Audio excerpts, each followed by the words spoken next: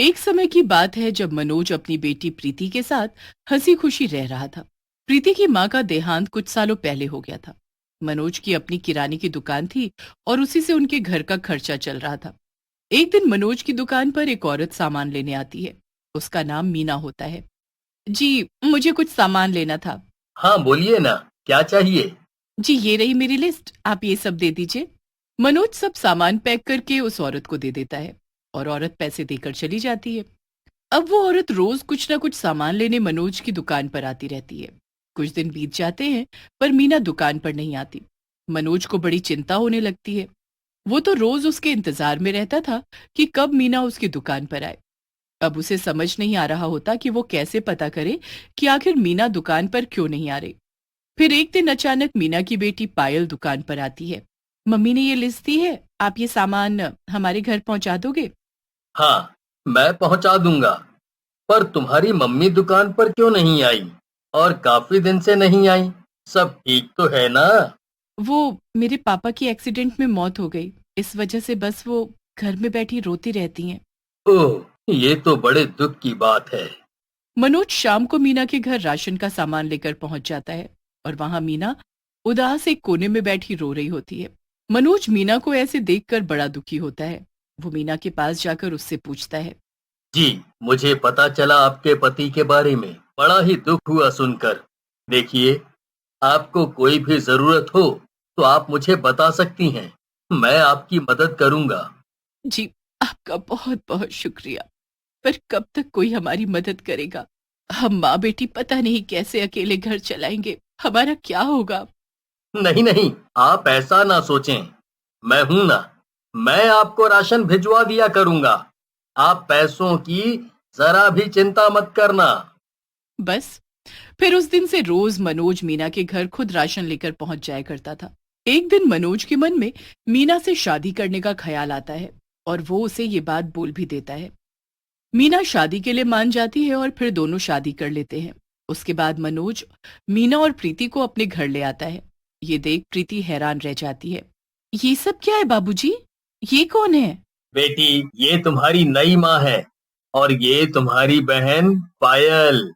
ये क्या बोल रहे हो आप? आप ऐसा कैसे कर सकते हो? आपने ऐसा क्यों किया? देखो, तुमको भी माँ की जरूरत थी और मैं भी अकेला। और ये दोनों भी बेचारे अकेले थे। मैंने कभी नहीं बोला कि मेरे लिए आप माँ लेकर आ जाओ। आपने अपने बारे में सोचा और मेरे नहीं। मुझे ये शादी और ये लोग जरा भी मंजूर नहीं है। ये तो गुस्सा हो गई है। अरे देखो, एकदम से उसे भी थोड़ा धक्का तो लगेगा ना। तुम चिंता मत करो। थोड़े दिन में सब ठीक हो जाएगा। मेरा कमरा कौन सा है बाबूजी? देखो, इस घर में दो ही कमरे हैं। तो तुम प्रीति के कमरे में ही रहोगी। हम्म। पर वो तो अभी इतने गुस्से में है, वो मुझे कुछ बोले ना। अरे नहीं, तुम जाओ और आराम से सो जाओ। पायल प्रीति के कमरे में जाती है और प्रीति उसे देखकर चिल्लाने लगती है। तुम यहाँ क्या करने आई हो? अभी मैंने जो बोला सुनाई नहीं दिया था क्या? देखो, अब ये मेरा भी घर है, मैं आपसे यहीं रहूंगी। मुझे बाबूजी ने बोला है कि ये मेरा भी कमरा है और मैं इसी में सोऊंगी। बाबूजी? तुमने तो हद ही कर दी। मेरे बाबूजी को एक दिन में अपना बाबूजी बना लिया। बड़ी तेज निकली तुम तो। शाबाश। दोनों सौतेली बहनों में हमेशा लड़ाई होती रहती है। पायल तो हमेशा प्रीति से अच्छे से बात करने की कोशिश करती है, पर प्रीति हमेशा पायल से नफरत करती है। प्रीति हमेशा पायल को इतना परेशान करती है कि वो उसका कमरा छोड़कर भाग जाए। एक दिन की बात है, मनोज और मीना शादी में चले जाते हैं और दोनों बहनें अकेली घर में रह जाती हैं। प्रीति को बड़ा ही गुस्सा आ रहा होता है। वो सोचती है कि कैसे भी करके आज वो पायल का खेल ही खत्म कर दे। वो कुछ तरकीब सोचती है। पायल अपने कमरे में होती है कि तभी प्रीति रसोई में मिट्टी का तेल फैला देती है। उसके बाद वो घर की लाइट भी बंद कर देती है। अरे, ये लाइट कैसे चली गई? चलो कोई नहीं, रसोई से मोमबत्ती जलाकर ले आती हूँ। पायल रसोई में जाकर जैसे ही माचिस की तिल्ली जलाती है, वैसे ही आसपास आग लग जाती है। पायल उसमें जलने लगती है। बचाओ, बचाओ प्रीति, प्रीति मुझे बचाओ। दूसरी तरफ प्रीति बड़ी खुश हो रही होती है कि अब पायल का खेल खत्म। वो चुपचाप घर से बाहर भागती है, पर मनोज दरवाजा बाहर से बंद करके गया होता है। प्रीति घबरा जाती है। अरे, अरे दरवाजा खुल क्यों नहीं रहा? अब मैं क्या करूं? पूरा घर आग पकड़ लेता है। दरवाजा खुलने का नाम ही नहीं लेता। एक तरफ प्रीति और एक तरफ पायल दोनों आग की चपेट में आ चुके होते हैं। दोनों बुरी तरह से चिल्लाते रह जाते हैं, पर कोई उनको बचाने वाला नहीं होता। दोनों बुरी तरह जलकर मर जाती हैं। जब मनोज और मीना घर आते हैं तो लोग घर की आग तो बुझा चुके होते हैं, पर प्रीति और पायल को बचा नहीं पाते। मनोज और मीना बहुत रोते हैं और उनको समझ ही नहीं आता कि आखिर घर में आग लगी कैसे। बेचारे अपनी बेटियों के गम में बड़े उदास हो जाते हैं, पर उनकी बेटियां चुड़ैल बन जाती हैं। प्रीति, तू भी चुड़ैल बन गई। चुड़ैल तो मुझे तुझको बनाना था, पर बाबूजी की वजह से मैं फंस गई, वरना आज तू चुड़ैल होती और घर। क्या मतलब है तेरा? क्या घर में जो आग लगी उसमें तेरा हाथ था? अब तो तू मेरा क्या ही बिगाड़ सकती है, तो बता ही देती हूँ। हाँ, मैंने घर में मिट्टी का तेल फैलाया और लाइट बंद की, पर दरवाजा बाहर से बंद होने के कारण मैं बाहर नहीं जा पाई और तेरे साथ ही फंस गई। दूसरे का बुरा करेगी तो खुद के साथ भी बुरा ही होगा। अब तूने मेरे साथ ऐसा करके क्या हासिल कर लिया? मैं तो मरी ही, पर तू भी मेरे साथ मर गई ना।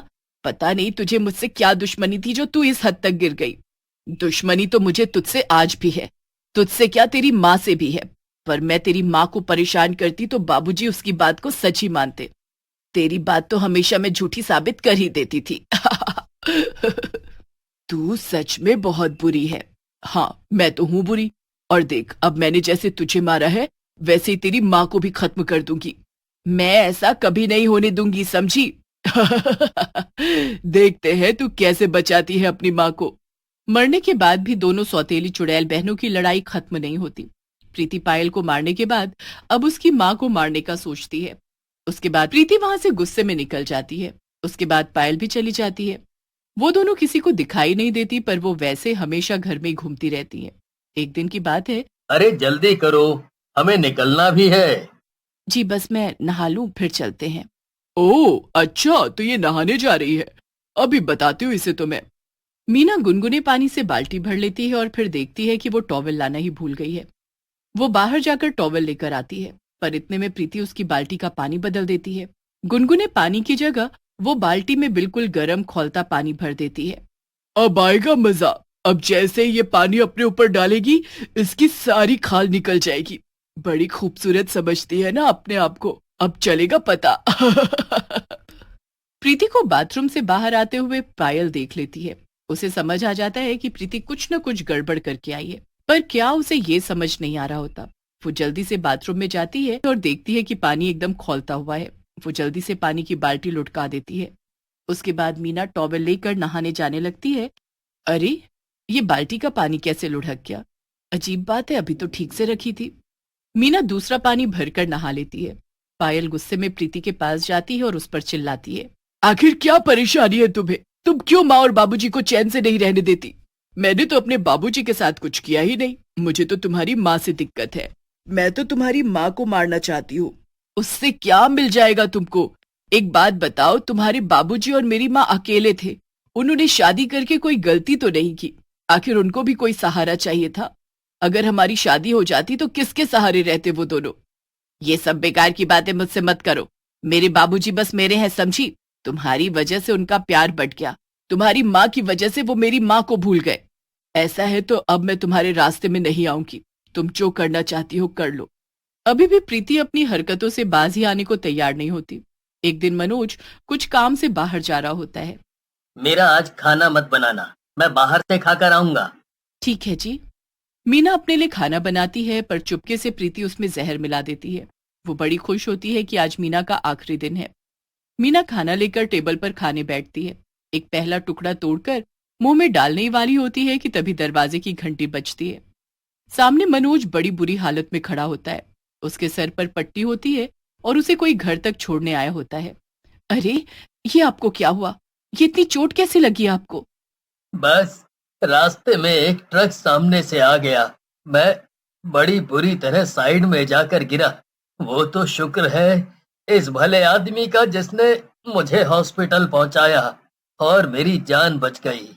बहुत बहुत शुक्रिया भाई साहब आपका। आइए ना, अंदर आइए। प्रीति अपने बाबूजी की ऐसी हालत देख घबरा जाती है। मीना मनोज को आराम से टेबल पर बिठाती है। सब एक साथ बैठ जाते हैं। थोड़ी देर बाद मनोज बोलता है। अरे, तुम्हारी प्लेट ऐसी ही पड़ी है, तुमने खाना नहीं खाया? जी वो बस खाने ही जा रही थी कि तभी आप आ गए। अब मुझे जरा भी भूख नहीं है। अगर आप लोग बुरा ना माने तो क्या मैं ये खाना खा सकता हूँ?